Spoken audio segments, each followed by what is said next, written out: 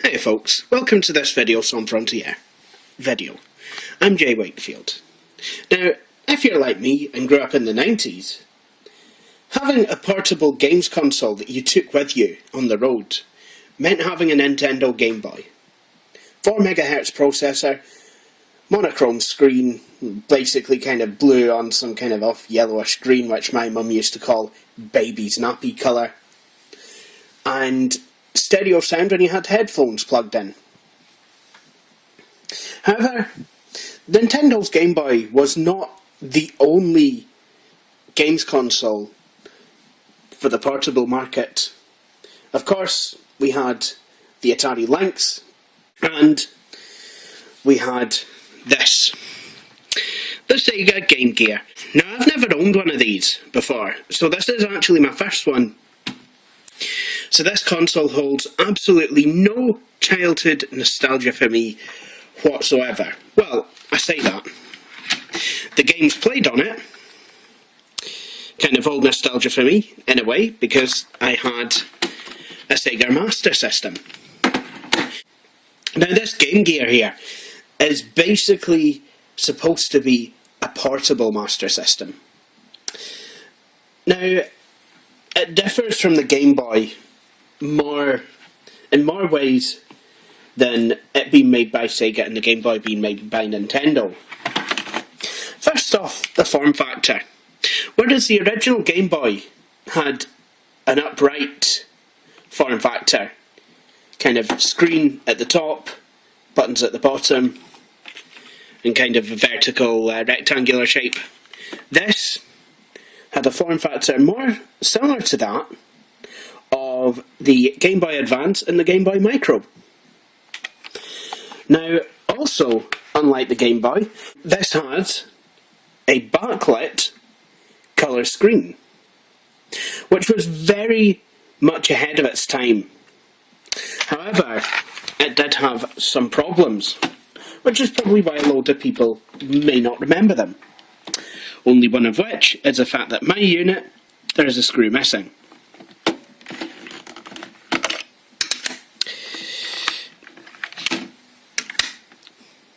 This console took 6 AA batteries, and at the time it came out, could only last probably about 4 or 5 hours on said batteries. And that was if you're quite prepared to play with no brightness and no sound.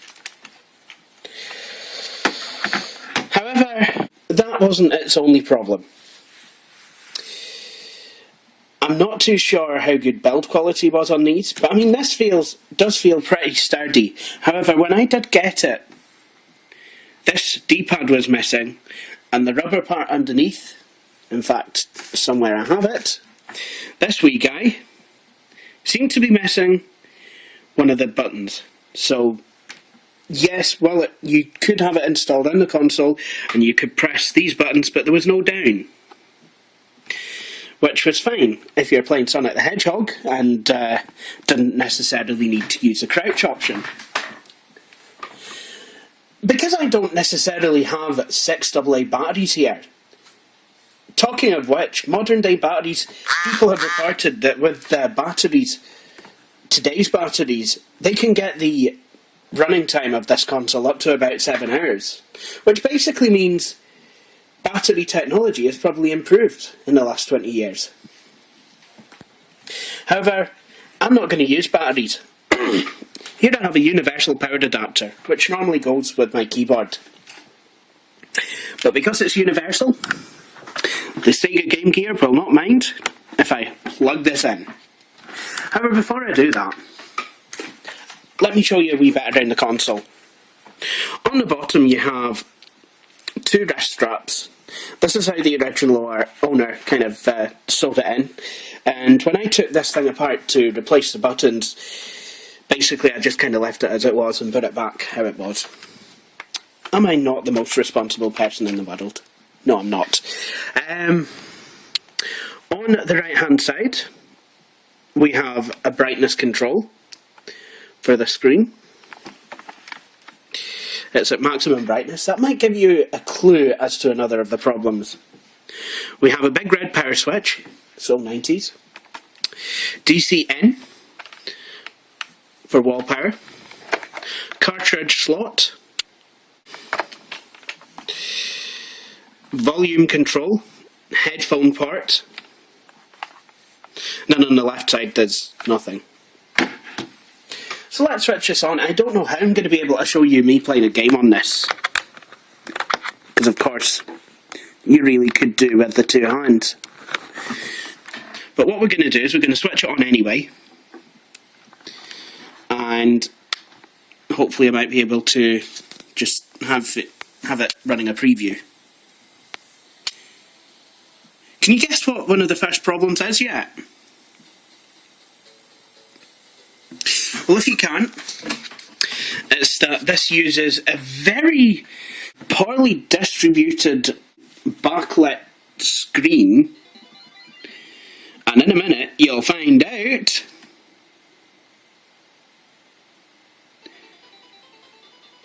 that it appears to use passive matrixness. Oh dearie me. Now, I'm not saying that the Game Boy was bright and pin sharp in it or anything. In fact, that too was quite hideous for me. However, you know, I kind of expected this to, you know, knowing what it's for, you know, I kind of expected the screen technology to be at least a wee bit better than it is. But then again, that would have probably raised the prices of it. Also, this does have sound. It's just that on this particular model, the sound appears to be broken. Now, I've checked all the connections. I can't see any problems on the motherboard. But it really could do, I'm reckoning, with a better speaker. Apart from that, I think the gameplay on this is pretty good. I mean, basically, it's a portable master system. I mean, what could be better? A battery pack? A better screen, maybe? But I think the wee Sega Game Gear has had a wee bit of a rough deal. However, let's be honest about these things. All the cool kids own Nintendo. But that is the Sega Game Gear. Let me show you what I got with it. I got this case, Logic 3.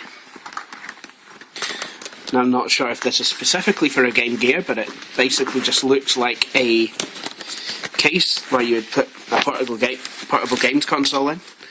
Actually, looks like it would probably be big enough to fit a PS1 Mini. But I got these games. The famous Columns game. Pretty addictive, the sort that like games like Tetris, Bejeweled, and anything where you have to either match up or make a wall or anything like that. It's quite fun. I could play that for literally minutes. I have Prince of Persia. Quite a successful franchise. And I have Shinobi 2. As well as one that I got separately, which is of course Sonic the Hedgehog. I think one game I would like for this is Sonic the Hedgehog Chaos. I had that on the Master System, and I did have quite a lot of fun playing that. Here is a Sega Game Gear cartridge next to a Nintendo Game Boy Classic cartridge. Now, they're not as big as I once thought the Game Gear cartridges in comparison with the Nintendo ones, but I think they are a wee bit chunkier, especially with this pull-out bit on the back. well, on the top. And, well, they are a wee bit wider. But I mean, personally, the Game Boy is what did it for me. And yes, Nintendo did eventually, as I'm sure you're all aware, create a colour version of the Game Boy. Nintendo's problem, in my opinion though, was no backlighting. Which basically meant if you were playing in the car, you always had to be on a well-lit motorway. Because if you went into any kind of area that was even remotely built up, that's it, you would lose visibility on the screen. However, Nintendo did eventually put a backlight into their consoles. Meet, if you will, the Nintendo Game Boy Advance SP. Now this was basically a clamshell version of the original Advance, except for instead of running on 2 AA batteries, this seemed to run on a battery pack which was hardwired in. Although I think it might be under that compartment there. However, if you switch it on, you find, if you turn off your daylight lamp, because everyone has one, that this console is backlit.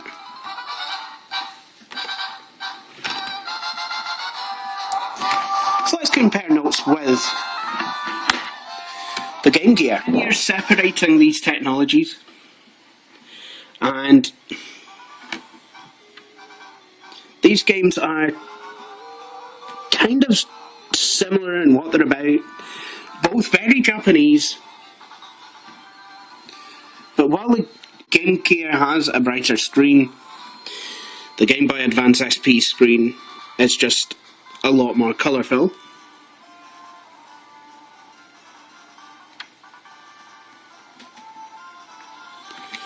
And as we're away to find, when the going gets rough on the Nintendo Game Boy, I've just kind of restarted this.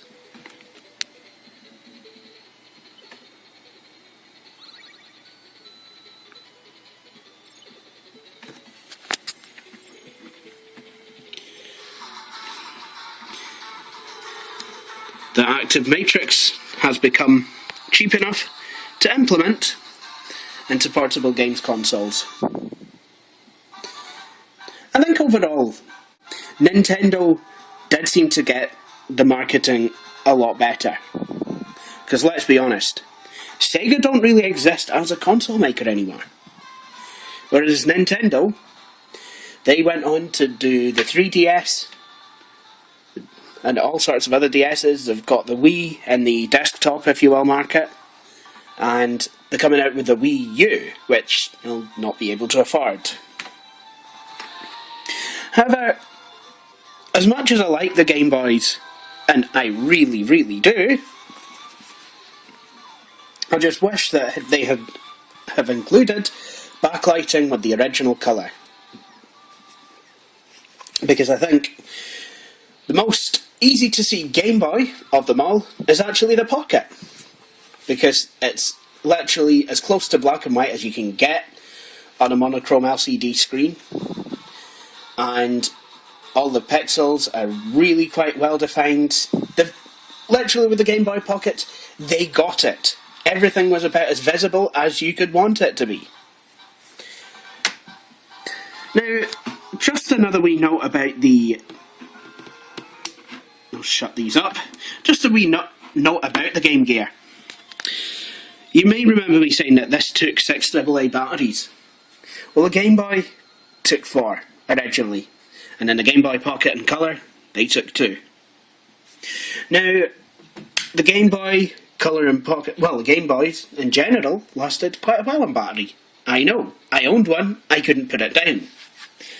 However, this went on to be replaced by the Sega Nomad, which I believe was only in the American market, and it failed miserably. Which is a real shame. Because, I mean, I've never played a Nomad, for obvious reasons, but having having played with this, this had the makings of a really, really, really good console. I just think Sega, they may have overshot it a bit, trying to introduce colour screens so early. Anyway, this is me, Jay Wakefield, away signing off. Thank you for watching this video. Please subscribe. Instructions on how to do so will follow. And thank you very much for watching. And I hope I will see you all back here very soon.